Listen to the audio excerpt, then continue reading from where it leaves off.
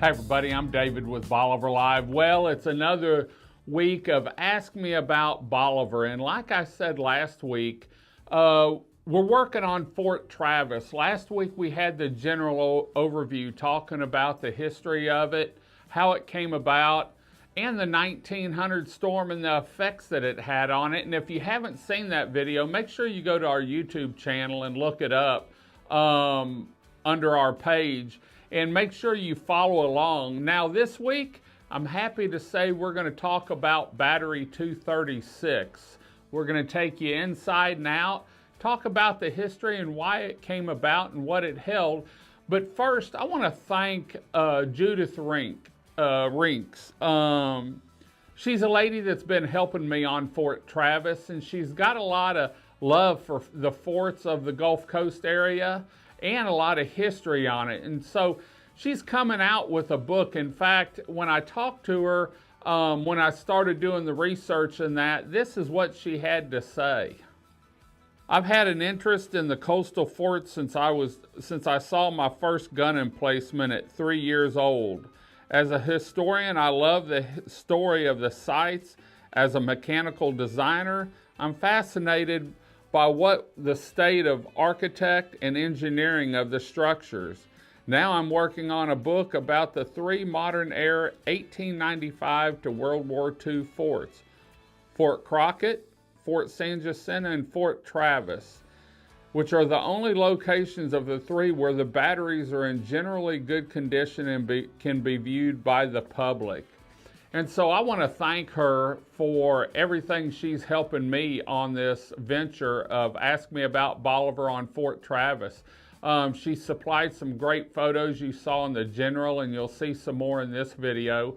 And she's showing some old photos that I couldn't have got hold of without her. And so I just want to thank her, and I can't wait to read her book. As soon as it comes out, she said she's just in the starting part of it, writing it and getting everything sent in, and so we'll keep you updated on that. But today's show's all about Battery 236. Listen in, take a look around, and enjoy the show. The Silent Centennial, unveiling the legacy of Battery 236 at Fort Travis on Bolivar Peninsula. Prior to the attack on Pearl Harbor, the United States military embarked on a mission to modernize its coastal defense. The obsolete Endicott batteries were to be replaced by standardized designs that bore numerical identifiers rather than the names of war heroes, and the World War I fortifications upgraded. Galveston, a strategic location along the Gulf Coast, received two new batteries, one of which was Battery 236 at Fort Travis. The battery was designed to house two 6-inch shielded guns, a testament of the evolving nature of warfare. Construction and activation. On October 19, 1942, construction commenced on Battery 236. Symbolizing a commitment to strengthen the nation's coastal security. A 30-foot steel battery commander's tower was erected at the rear of the battery, overseeing the coastal expansion.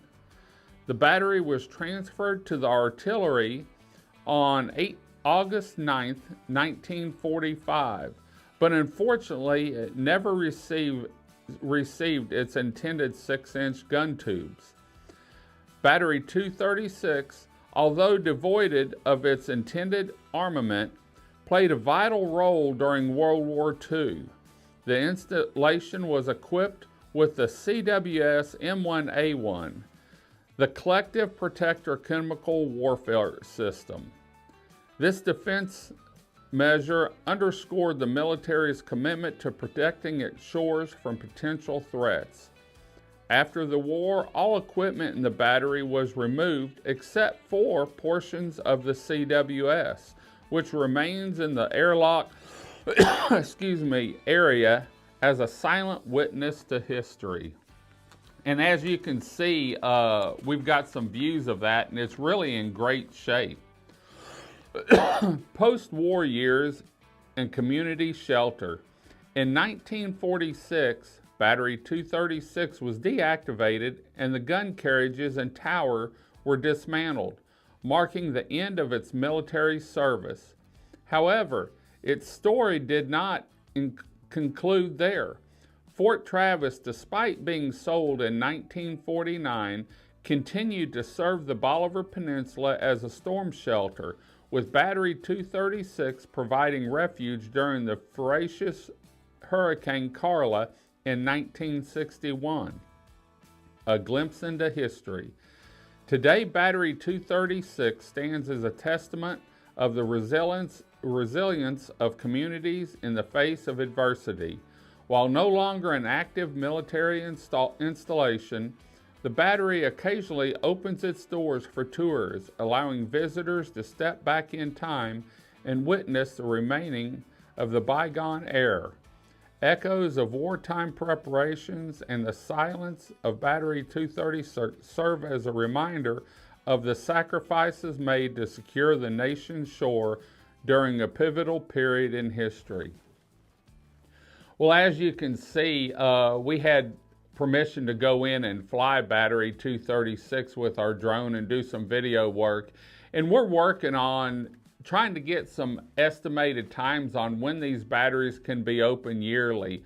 I know a lot of times during the week, if you're up there, every once in a while you'll catch a door open. One of the parks people are inside. But, you know, Galveston County owns and manages the park now and really keeps it up in great shape. It's manicured and the view from up there is unbelievable. And so we can't wait to cover some of the other batteries. I think next week we're going to do the Kimball Battery, where we had a chance to go inside and they've got new lights up inside. So if you're ever in Southeast Texas, maybe around Galveston, Beaumont, Houston, make sure you take the time to come down and see a little Texas history, the Bolivar Lighthouse, and beautiful Fort Travis, which encompasses 60 to 70 acres of manicured elevated land, and the view from up there is just unbelievable over the ship channel, what you can see. So we're going to head on out. Once again, I want to thank Judith Rinks for everything she's helping me on,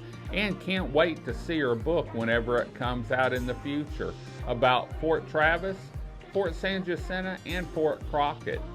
We're going to head on out. Hope you enjoyed the show. We'll see you next Wednesday at 6 a.m. for another Ask Me About Bolivar, where we're going to cover the Kimball Battery at Fort Travis here on Bolivar Peninsula.